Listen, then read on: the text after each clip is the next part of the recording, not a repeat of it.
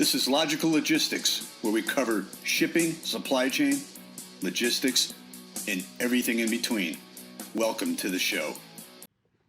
Hey everybody, welcome to the latest episode of Logical Logistics. This is your host, Joe Becht. Thanks for joining us once again. As always, you can contact me at joe@bellair, BELLAIR.com, or Becht5, it's my last name, BECHT. The number 5 at comcast.net. It's been fun getting all your emails and responses. And today we're just going to go back to basics. One of our first episodes, we talked about logistics, and so many areas are covered in logistics, and now we're hearing about supply chains. And obviously, logistics are part of the supply chain. But we want to talk about forwarding, and there's 3 ways to move things, and it's pretty obvious. It's air, land, and sea. And we want to go just in the basics to talk about what each one of those forwarding mechanisms consists of. So we're going to start with air freight forwarding, which is where I originally got my start. Air freight forwarding, obviously, is when you ship freight via air, either domestically or internationally.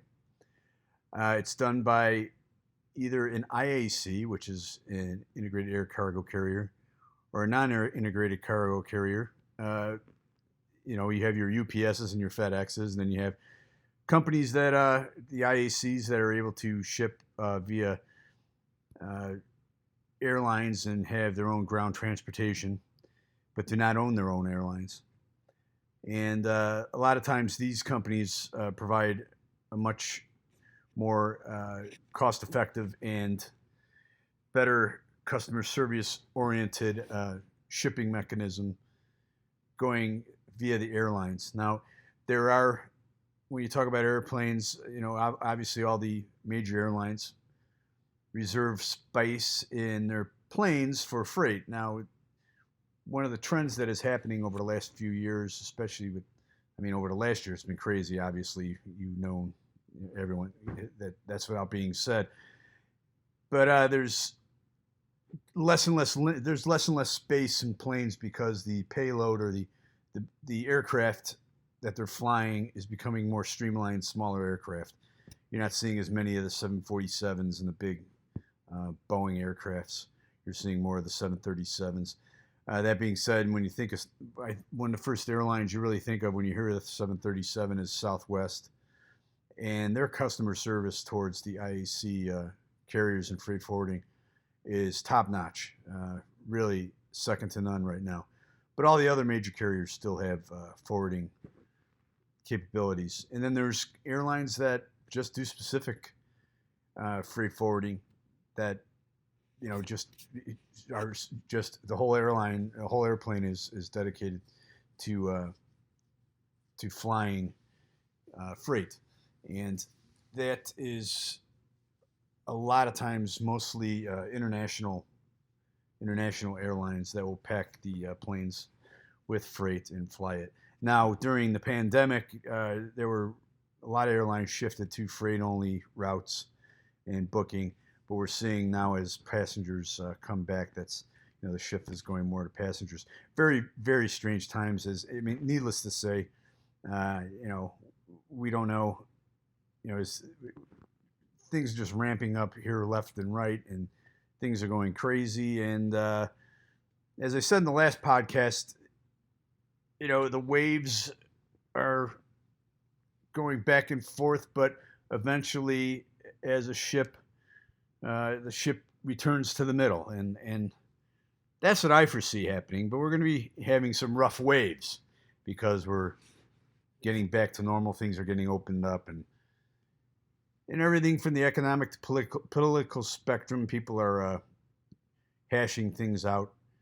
I think a lot of times maybe things are being done too hastily, but that's human nature. It's talking about a ship. That's a good segue into ocean carriers. Now, ocean carriers, you have to be registered as an NVOCC, which is a non-vessel operating common carrier. And that becomes that allows the company to provide ocean transport. Obviously, that's where a lot of your big commodities are going over seas, back and forth to countries. Right now, we're seeing ports now. There again, ports are ramping up. Ships are sitting out there, and we're seeing a flood of goods coming in and out now.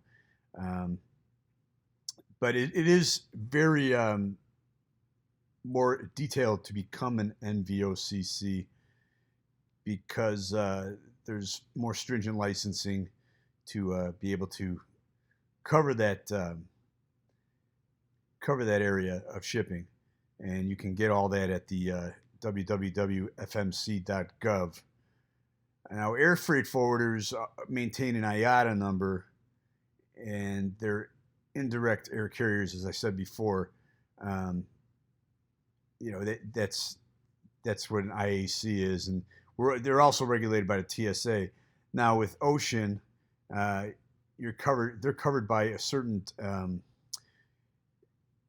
process in the forms of the shipping, through IATA and everything. And there's an ocean transportation intermediate freight forwarder, and it's covered by 46 CFR 515 in this application process that you have to go through.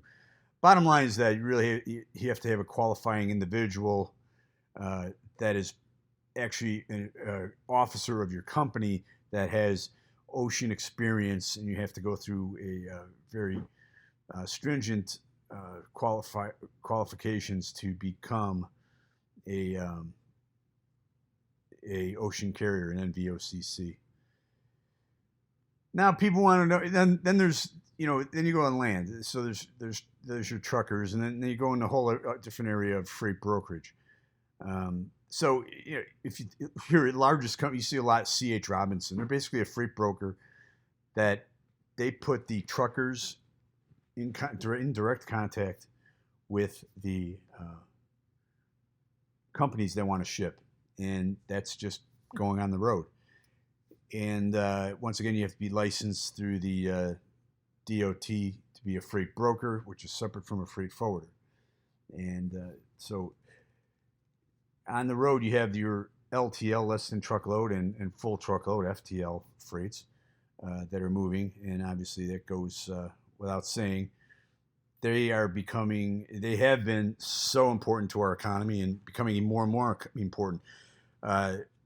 There's, questions as far as everyone's concerned about rising fuel prices, which, by the way, they are rising, but right now, they have been at this level before. So the level of panic out there doesn't help matters. Anyway, back to that.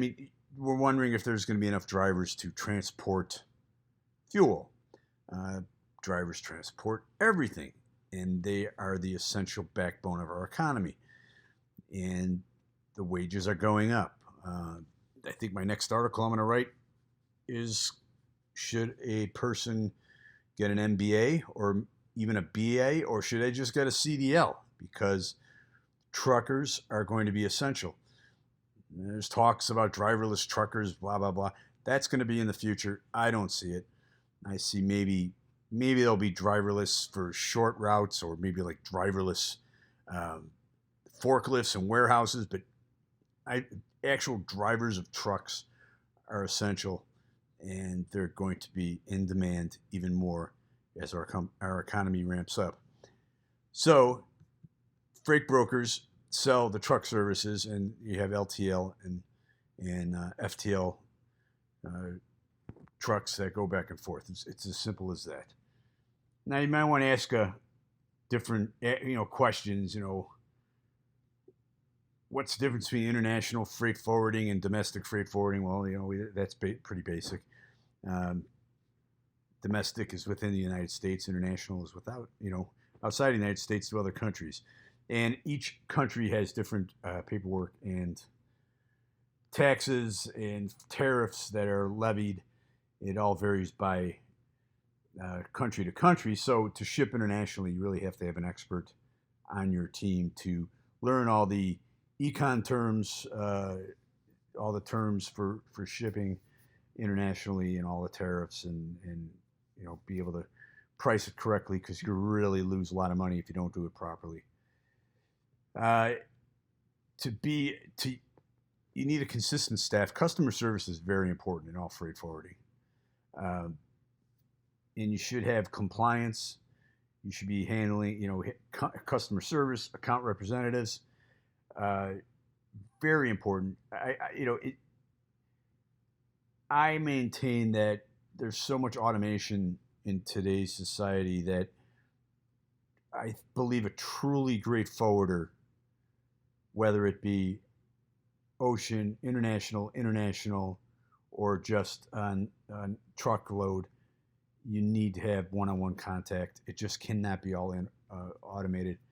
And I think that's sorely lacking in our industry, but there's companies out there that provide that.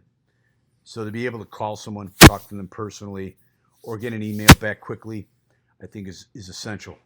A lot of people say that's white glove. I think white glove is essential to be a great forwarder.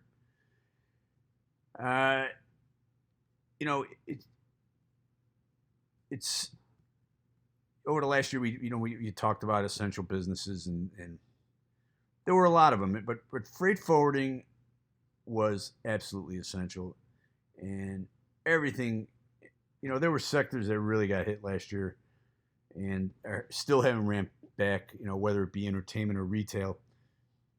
But there's e-commerce that was big, medical, huge, automotive that's coming back. I mean, the semiconductor crunch that's happening now, that's going to be, the supply chain in the freight forwarding industry is essential to get that done. So in closing, this is basically a bookend from our first episode ever of Logical Logistics. We just want to go back to the basics of freight forwarding, as our economy seemingly seems to be opening up and is going through a lot of road bumps in doing so. And there's definitely opportunities there. Young people, there's opportunities, whether you want to work in a warehouse, drive, be an international expert, be a freight broker. You can be a customs clearance person. There's a lot of different supply chain. Supply chain is huge. I mean, there's different avenues you can go in that. You can get supply chain degrees, whether it's undergrad or graduate. And I really think it's really important to learn all these things. So as this bookend episode, I just wanted to go back and explain to all of you the different aspects of freight forwarding, how important it is. Once again, I want to thank everyone for your support, for listening. And until next time, this is Joe Becht signing out from Logical Logistics. Thanks. Click the subscribe button for new videos every week, and download us and review us on iTunes. Visit logical-logistics.net for more logistics, transportation, and warehousing resources. Thanks for watching.